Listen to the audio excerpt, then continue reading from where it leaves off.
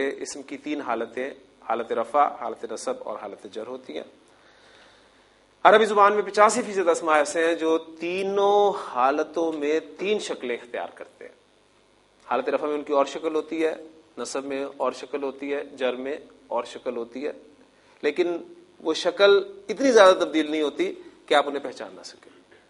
وہ تبدیلی جو ہوتی ہے وہ اسم کے آخری حصے میں ہوتی ہے، اور یہ اسماء کل اسماء کا 85%، تقریباً 85% حصہ ہیں جو تین اعرابی حالتوں میں تین شکلیں اختیار کرتے ہیں۔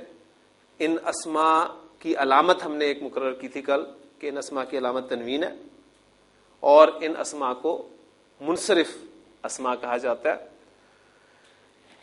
منصرف اسماء جب حالت نصب میں استعمال ہوتے ہیں تو ان کے ساتھ دو زبر کے بعد ایک الف کا اضافہ ضرور ہوتا ہے۔ یہ چیزیں کل تک ہم نے پڑھی تھی۔ میں منصرف اسماء کی 2-3 ایگزامپلز اور آپ کے سامنے رکھ کر پھر انشاءاللہ تعالی سبق کو آگے چلاتے ہیں۔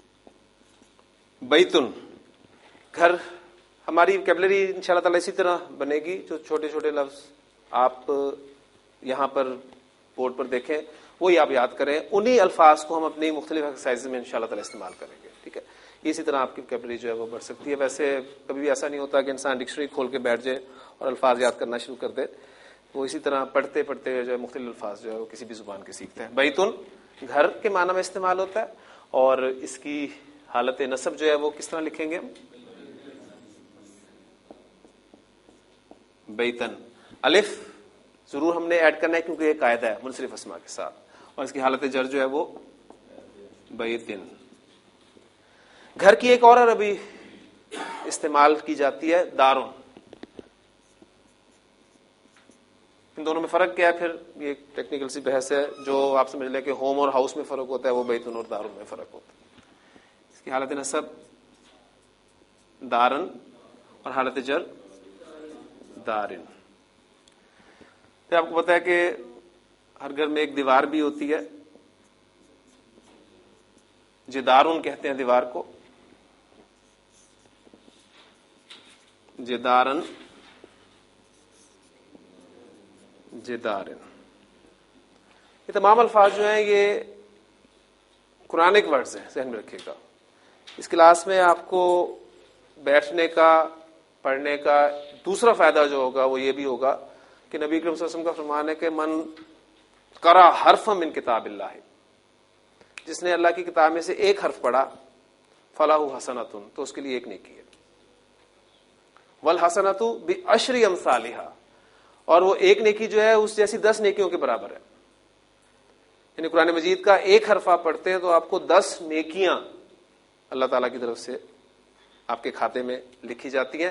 پھر نبی کریم صلی اللہ علیہ وسلم نے فرمایا کہ لا اقول الف لام میم حرف، میں یہ نہیں کہتا کہ الف لام میم ایک حرف ہے، ولکن یقول، بلکہ میں یہ کہتا ہوں کہ الف حرف، الف ایک حرف ہے، ولام حرف، لام ایک حرف ہے، ومیم حرف، میم ایک حرف ہے۔ تو الف لام میم آپ پڑھتے ہیں تو 30 نیکیاں آپ کے کھاتے میں لکھ دی جاتی ہیں۔ تو کبھی ہمت کیجیے گا، کیلکولیٹ کیجیے گا کلاس کے اختتام کے بعد آپ اپنے کھاتے میں کتنی نیکیاں لے کے اٹھتے ہیں، کیونکہ یہ سب کے سب الفاظ جو ہیں یہ قرآنک ورڈز ہیں۔ کتاب، کتابن، کتابن، کتابن، قلمن، قلمن، قلمن۔ ٹھیک ہو، کافی ایگزامپل ہوگی، آپ کو قاعدہ الحمدللہ ذہن میں بیٹھ چکا ہے کہ یہ منصرف اسماء کی بات ہو رہی ہے جن کی علامت تنوین ہے، اور یہ اسماء تین اعرابی حالتوں میں تین شکلیں اختیار کرتے ہیں، اور حالت نصب میں 2 زبر کے بعد ان کے ساتھ ایک الف کا اضافہ ہوتا ہے، یہ قاعدہ ہے۔ اور میں نے آپ کو پہلے دن بھی کہا تھا اور دوسرے دن بھی یاد کروایا تھا کہ آپ جب بھی عربی زبان کا کوئی قاعدہ پڑھیں تو اس قاعدے کے لیے ایکسیپشن کی کھڑکی ذہن میں ضرور کھلی رکھیے گا، چونکہ یہ قاعدہ ہے لہٰذا اس کا ایکسیپشن بھی ضرور کوئی نہ کوئی ہوگا کہ کچھ الفاظ ایسے ہوں گے جن کے آخر میں حالت نصب میں دو زبر کے بعد الف ایڈ نہیں ہوگا. اب میں آپ کو اس قاعدے کے ایکسیپشن جو کہ دو ہیں وہ بتانے لگا ہوں. آپ نے خود نتیجہ نکالنا ہے کہ یہ کون سے الفاظ ہیں ان کے آخر میں دو زبر کے بعد الف نہیں آ رہا. الفاظ میں لکھتا ہوں آپ کے سامنے. جنتن، جنتن، جنتن.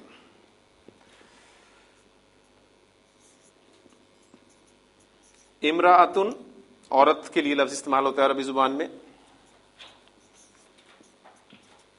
امرأتن، امرأتن.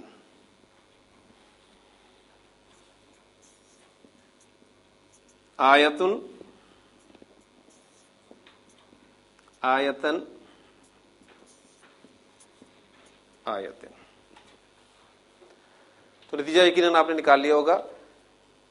کیا نتیجہ نکلا؟ کہ یہ وہ الفاظ ہیں، وہ اسماء ہیں جن کے آخر میں گولتا آپ دیکھ رہے ہیں.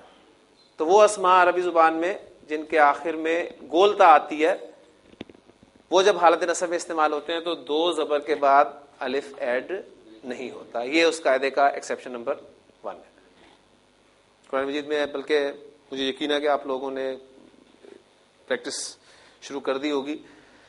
نکل تک آپ کو یہ حالت رفع نصب جر کا بالکل نہیں پتا تھا جو پہلی مرتبہ عربی پڑھ رہے ہیں.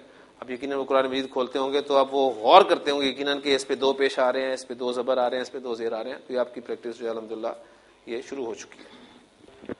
اس قاعدے کا دوسرا ایکسیپشن میں آپ کو بتانے لگا ہوں.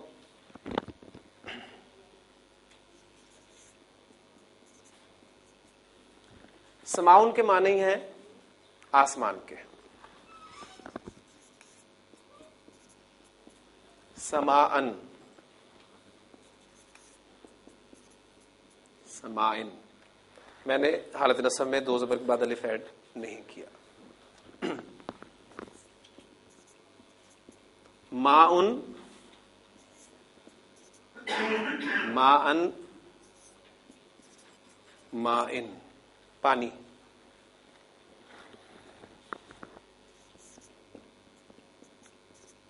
جزاؤن، بدلے کے لیے لفظ استعمال ہوتا ہے.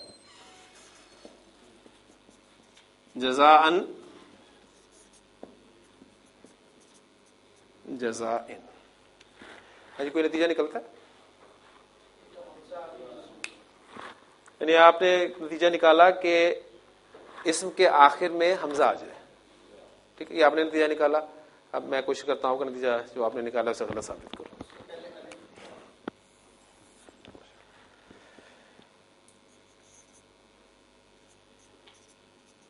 سوءن، برائی کے لیے لفظ استعمال ہوتا ہے عربی زبان میں. سوءن، سوءن.